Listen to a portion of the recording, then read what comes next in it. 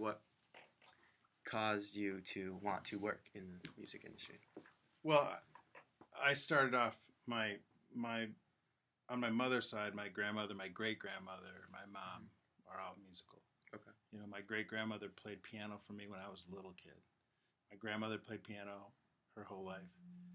My mom encouraged us once we got to a certain age to start taking lessons, and in 4th grade I got into music. Being my parents were part of the 60s, Right. so we had a lot of cool music in the house.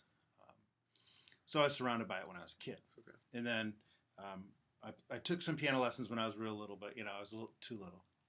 I figured it out, but I was too busy trying to do too many other things. Yeah. And then when the instrument thing comes up in school, I got into playing trumpet. Okay. And I went to college to play trumpet. Trumpet. And once I got there and I was going through that 2 years, I was like, wasn't digging it like I thought I would. Mm-hmm. But it's the only thing I know how to do. Right. So after talking to some other people, they recommended, I started investigating engineering. Okay. And that's how I got into engineering, through Professor Jim Mosier, who was my trumpet instructor. Got it. Now, what was your favorite genre of music growing up to listen to? Yeah, that's a good one.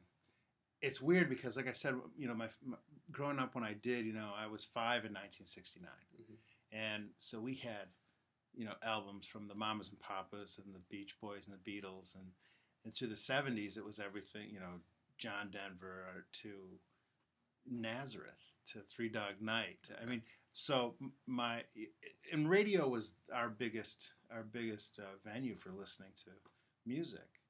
So you listen to Top 40 and you'd hear all those bands. It'd be everything from the Beatles to, like I said, Nazareth to real country stuff to real folk and rock and pop, and of course, R&B and funk. It was all this. It was all on the same station. You'd hear James Brown and you'd hear Barry Manilow. It's like a really strange combo, but it was whatever was popular. That was Top 40. Yeah.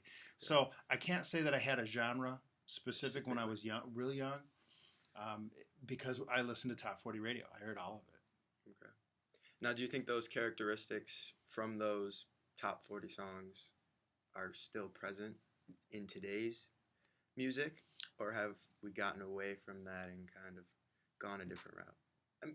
I mean, music is always, evolving, but do you think those early characteristics are still present today? I think so. I think what we call, pop music or popular music is that way for a reason.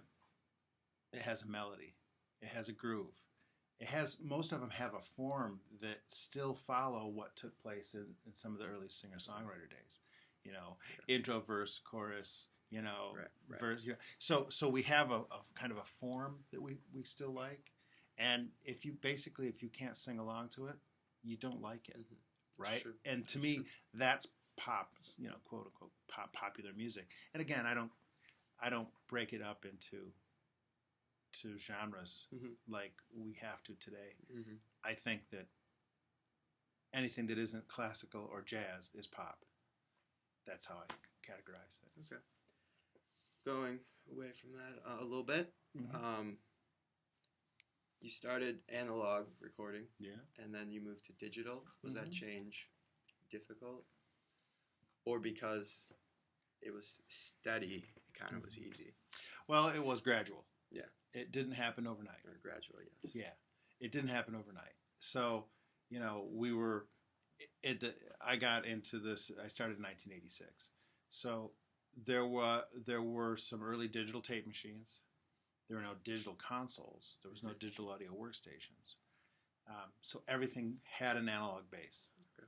Then when a digital tape machine came out, we treated it just like an analog tape machine, except for it was stored digitally on the tape machine instead of analog. That gave us more tracks for one machine. It gave us a few capabilities that we didn't have in the analog world, but it didn't change too much of how we worked. As technology progressed, we got more tools. We're like, okay, so now we can, we can master things digitally. We can, we went from 32 track digital to 48 tracks of digital on one tape. Well, that's a big deal. You know, to have one machine to have 48 tracks was a big step for us. And the ability to move parts around on the, like within the, like the big remote that we would run at play, stop, you know, look just like the remote here on the, on this console, except there was a section where you could actually sample 2 tracks and fly it in elsewhere. So we could fly vocals around, we could fly guitar parts or horns or loops, whatever it happened to be. Now, when it comes to overall sound quality, which one would you prefer, analog or digital? Well, I think my initial response is absolutely analog, and that's because probably because I grew up around analog, and I learned the industry from the analog approach. That being said, depending on what you're trying to create, your sonic scape of your song and your tune, I mean, it could be digital might be better. Right. So let's break it down into production and then the delivery medium. When it comes to production, you know, we produce this in an analog realm because we use microphones and live instruments, and we use analog gear to do that. When you are programming, you're using digital stuff, so it can be the combo. So that, and then we store it on digital, our digital audio workstations. So when you're working on that, digital is way cooler to work on. It gives you more flexibility. We couldn't create some of the tracks that you hear and love today back in the day because the technology has allowed the art to grow. Now, the delivery medium, right? So what you listen to at home or in the car, that's what has changed, and that's where some of the sonic artifacts that we don't like have come into play.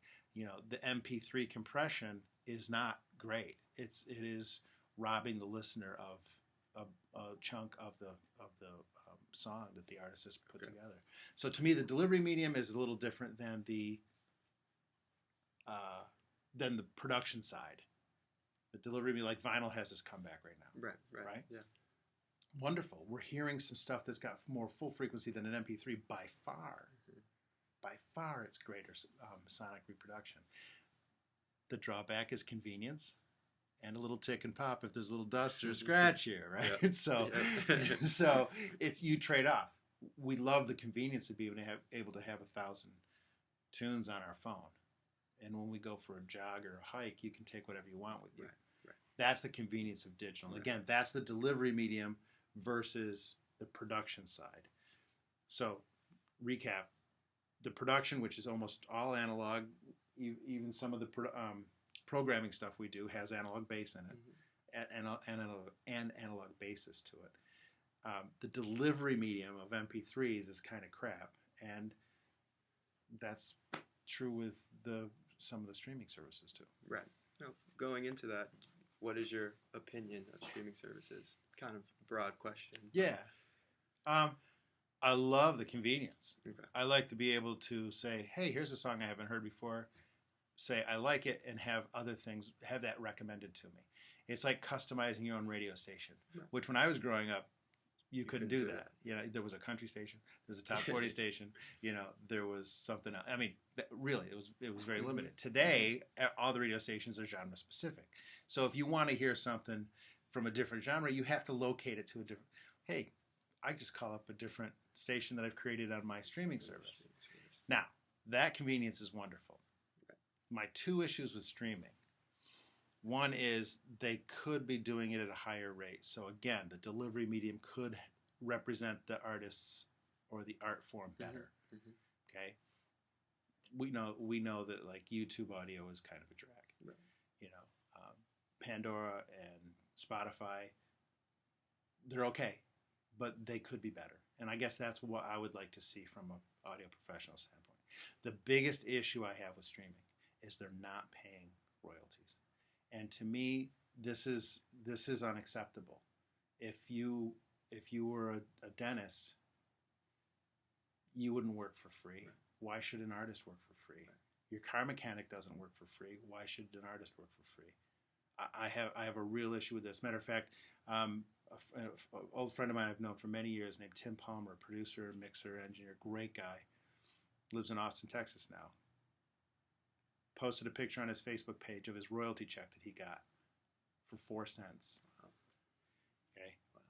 The fact that somebody had to print out a check for 4 cents is so broken. It's not. I mean, it's so broken. That is beyond belief to me. Gotcha. Yeah. All right. That was it. I thank you for your time. Cool, man. Yeah, anytime.